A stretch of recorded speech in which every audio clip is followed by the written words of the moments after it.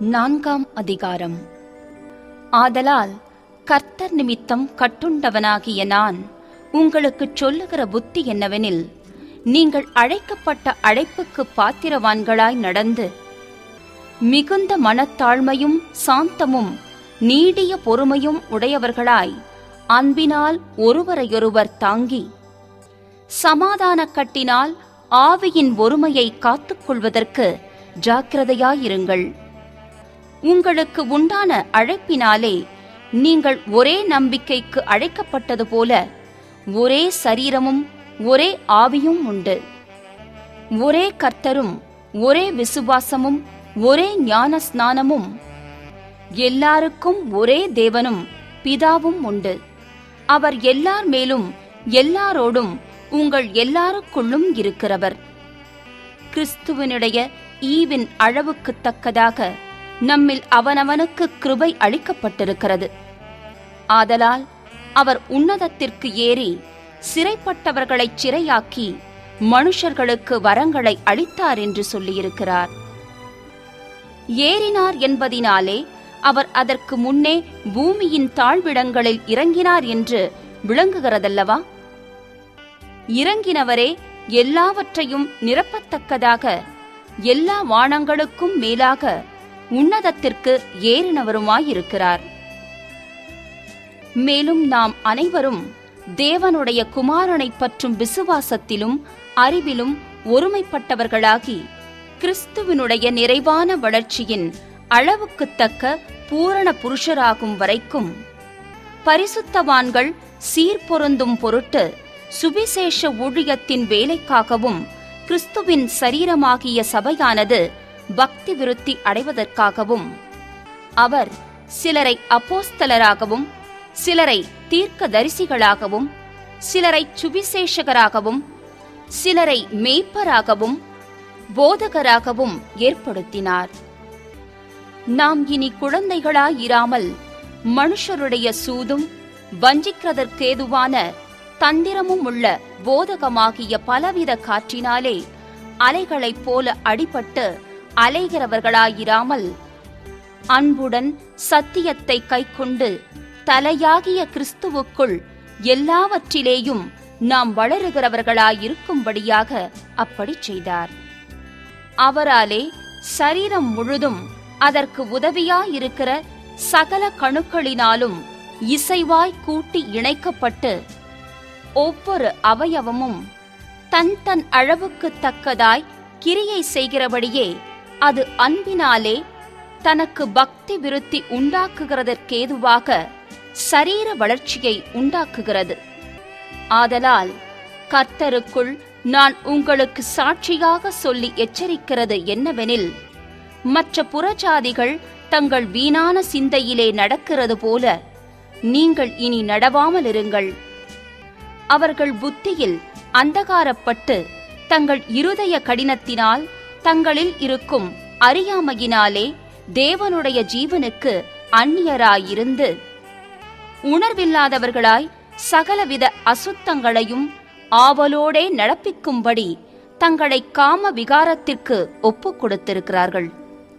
நீங்களோ இவ்விதமாய் கிறிஸ்துவை கற்றுக்கொள்ளவில்லை. இயேசுவினிடத்திலுள்ள சத்தியத்தின்படியே நீங்கள் அவரிடத்தில் கேட்டறிந்து அவரால் போதிக்கப்பட்டீர்களே. அந்தப்படி முந்தின நடக்கைக்குரிய மோசம் போக்கும் இச்சைகளாலே கெட்டுப்போகிற பழைய மனுஷனை நீங்கள் களைந்து போட்டு உங்கள் உள்ளத்திலே புதிதான ஆவியுள்ளவர்களாகி மெய்யான நீதியிலும் பரிசுத்தத்திலும் தேவனுடைய சாயலாக சிருஷ்டிக்கப்பட்ட புதிய மனுஷனை தரித்துக் கொள்ளுங்கள். அன்றியும் நாம் ஒருவருக்கொருவர் அவயவங்களாயிருக்கிறபடியால் பொய்யை களைந்து அவனவன் பிறனுடனே மெய்யை பேசக் கடவன். நீங்கள் கோபங்கொண்டாலும் பாவம் செய்யாதிருங்கள். சூரியன் அஸ்தமிக்கிறதற்கு முன்னாக உங்கள் எரிச்சல் தணிய கடவது. பிசாசுக்கு இடங்கொடாமலும் இருங்கள். திருடுகிறவன் இனி திருடாமல் குறைச்சலுள்ளவனுக்கு கொடுக்கத்தக்கதாக தனக்கு உண்டாயிருக்கும்படி தன் கைகளினால் நலமான வேலை செய்து பிரயாசப்பட கடவன். கெட்ட வார்த்தை ஒன்றும் உங்கள் வாயிலிருந்து புறப்பட வேண்டாம். பக்தி விருத்திக்கு ஏதுவான நல்ல வார்த்தை உண்டானால் அதையே கேட்கிறவர்களுக்கு பிரயோஜனம் உண்டாகும்படி பேசுங்கள். அன்றியும் நீங்கள் மீட்கப்படும் நாளுக்கென்று முத்திரையாக பெற்ற தேவனுடைய பரிசுத்த ஆவியை துக்கப்படுத்தாதிருங்கள். சகலவிதமான கசப்பும் கோபமும் மூர்க்கமும் கூக்குரலும் தூஷணமும் மற்ற எந்த துர்க்குணமும் உங்களை விட்டு நீங்கக் கடவது. ஒருவருக்கொருவர் தயவாயும் மன உருக்கமாயும் இருந்து கிறிஸ்துவுக்குள் தேவன் உங்களுக்கு மன்னித்தது போல நீங்களும் ஒருவருக்கொருவர் மன்னியுங்கள். 5ஆம் அதிகாரம்.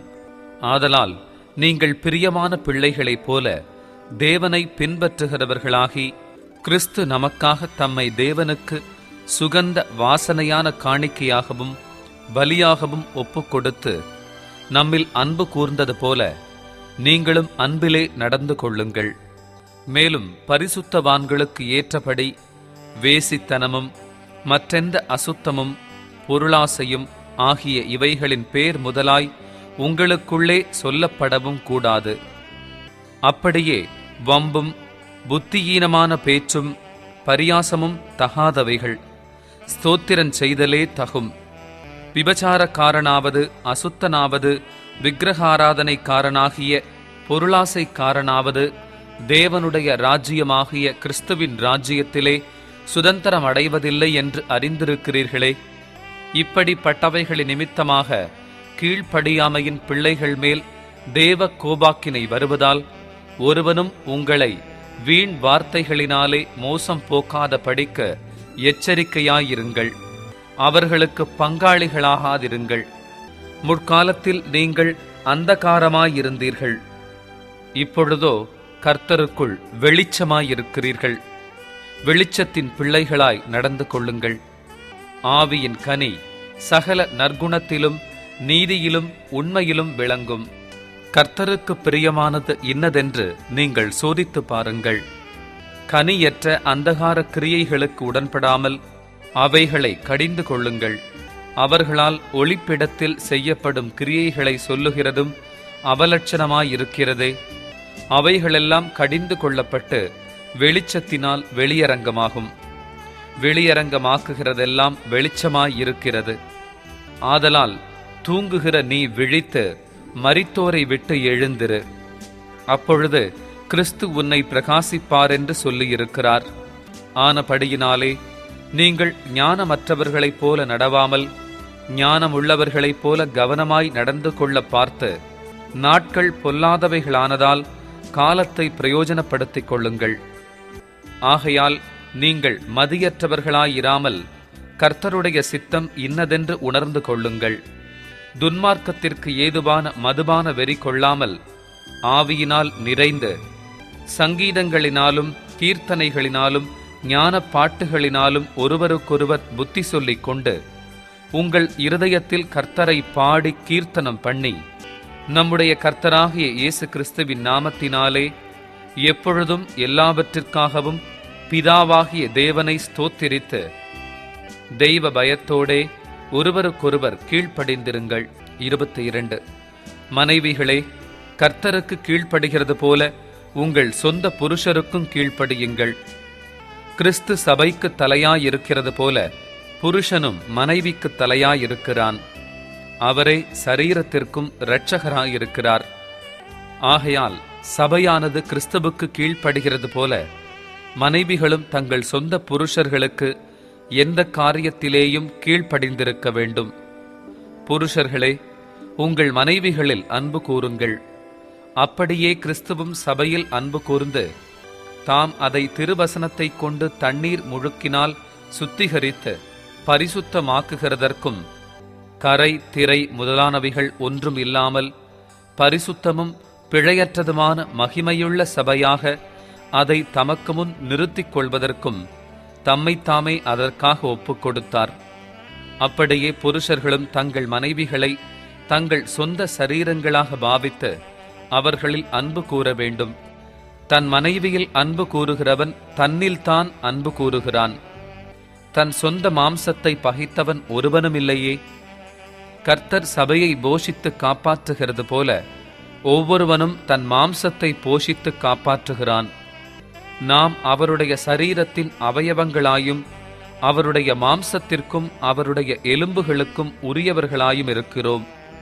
இது நிமித்தம் மனுஷன் தன் தகப்பனையும் தன் தாயையும் விட்டு தன் மனைவியுடன் இசைந்து இருவரும் ஒரே மாம்சமாயிருப்பார்கள். இந்த இரகசியம் பெரியது. நான் கிறிஸ்துவை பற்றியும் சபையை பற்றியும் சொல்லுகிறேன். எப்படியும் உங்களிலும் அவனவன் தன்னிடத்தில் அன்பு கூறுவது போல தன் மனைவியிடத்திலும் அன்பு கூறக் கடவன். மனைவியும் புருஷனிடத்தில் பயபக்தியாயிருக்க கடவள். 6ஆம் அதிகாரம்.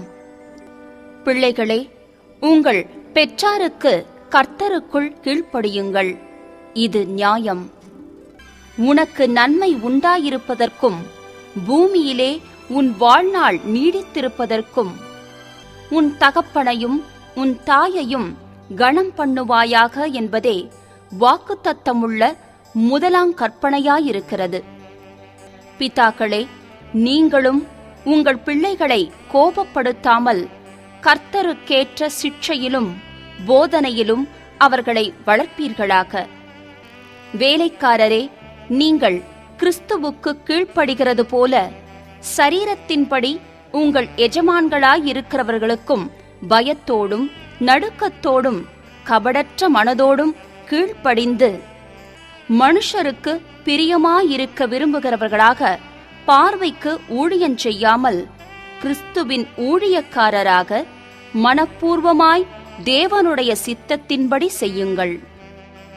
அடிமையானவனானாலும் சுயாதீனமுள்ளவனானாலும் அவனவன் செய்கிற நன்மையின்படியே கர்த்தரிடத்தில் பலனை அடைவான் என்று அறிந்து மனுஷருக்கென்று ஊழியம் செய்யாமல் கர்த்தருக்கென்றே நல்மனதோடே ஊழியம் செய்யுங்கள்.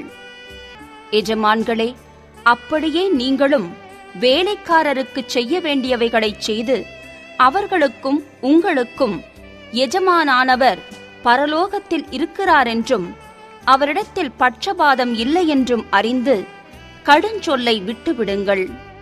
கடைசியாக என் சகோதரரே, கர்த்தரிலும் அவருடைய சத்துவத்தின் வல்லமையிலும் பலப்படுங்கள். நீங்கள் பிசாசின் தந்திரங்களோடு எதிர்த்து நிற்க திராணியுள்ளவர்களாகும்படி தேவனுடைய சர்வாயுத வர்க்கத்தையும் தரித்துக் கொள்ளுங்கள். ஏனெனில் மாம்சத்தோடும் இரத்தத்தோடுமல்ல, துரைத்தனங்களோடும் அதிகாரங்களோடும் இப்பிரபஞ்சத்தின் அந்தகார லோகாதிபதிகளோடும் வானமண்டலங்களிலுள்ள பொல்லாத ஆவிகளின் சேனைகளோடும் நமக்கு போராட்டம் உண்டு. ஆகையால் தீங்கு நாளிலே அவைகளை நீங்கள் எதிர்க்கவும் சகலத்தையும் செய்து முடித்தவர்களாய் நிற்கவும் திராணியுள்ளவர்களாகும்படிக்கு தேவனுடைய சர்வாயுத வர்க்கத்தையும் எடுத்துக் கொள்ளுங்கள்.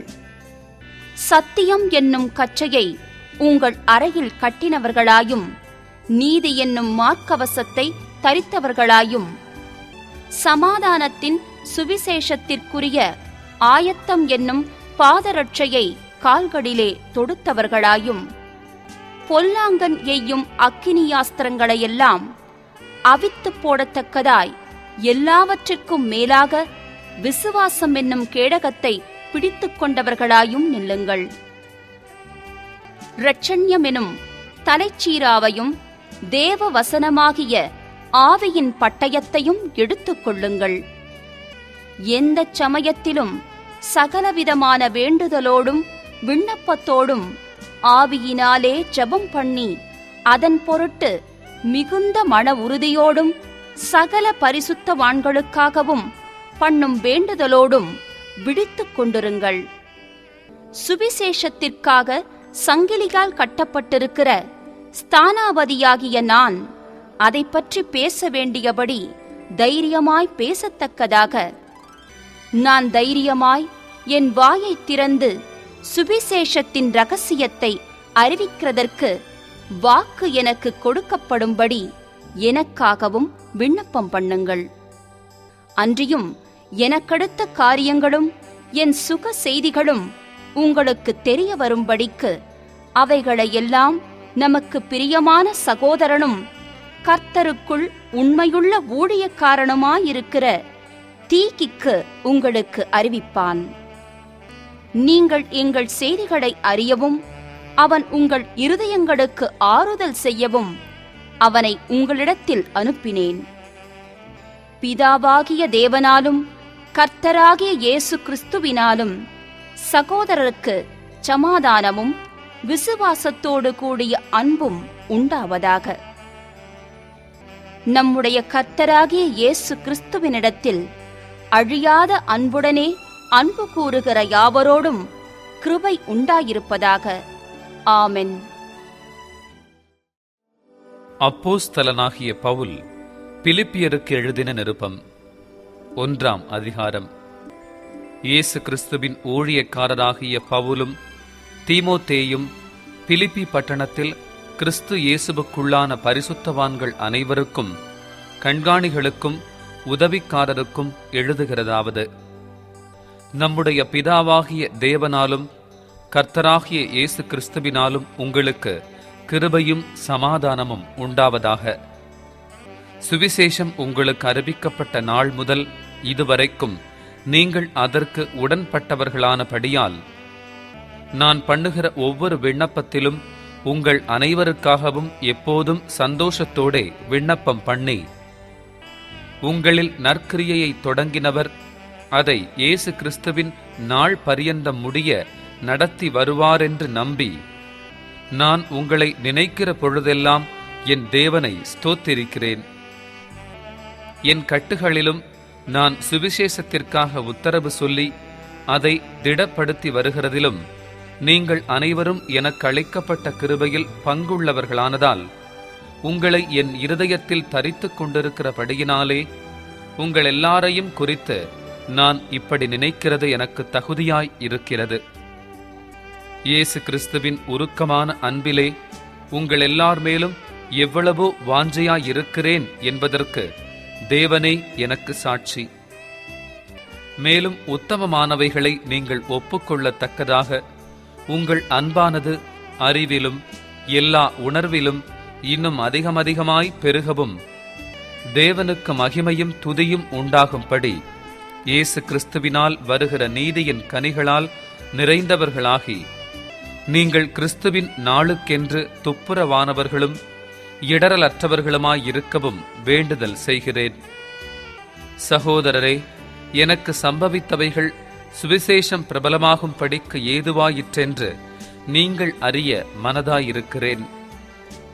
அரமனை எங்கும் உள்ளவர்களுக்கும் மற்ற யாவருக்கும் என் கட்டுகள் கிறிஸ்துவுக்குள்ளான கட்டுகள் என்று வெளியரங்கமாகி, சகோதரரில் அநேகர் என் கட்டுகளாலே கர்த்தருக்குள் திடன் கொண்டு பயமில்லாமல் திருவசனத்தை சொல்லும்படி அதிகமாய் துணிந்திருக்கிறார்கள். சிலர் பொறாமையினாலும் விரோதத்தினாலும் சிலர் நல்மனதினாலும் கிறிஸ்துவை பிரசங்கிக்கிறார்கள்.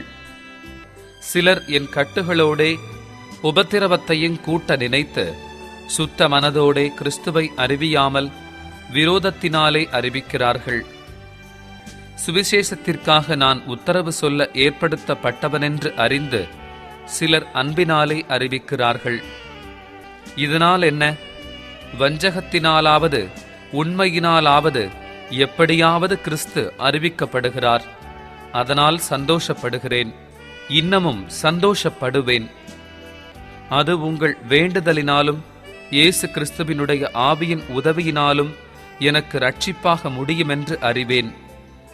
நான் ஒன்றிலும் வெட்கப்பட்டு போகாமல் எப்பொழுதும் போல இப்பொழுதும் மிகுந்த தைரியத்தோடே ஜீவனாலாகிலும் சாவினாலாகிலும் கிறிஸ்து என் சரீரத்தினாலே மகிமைப்படுவாரென்று எனக்கு உண்டாயிருக்கிற வாஞ்சைக்கும் நம்பிக்கைக்கும் தக்கதாய் அப்படி முடியும்.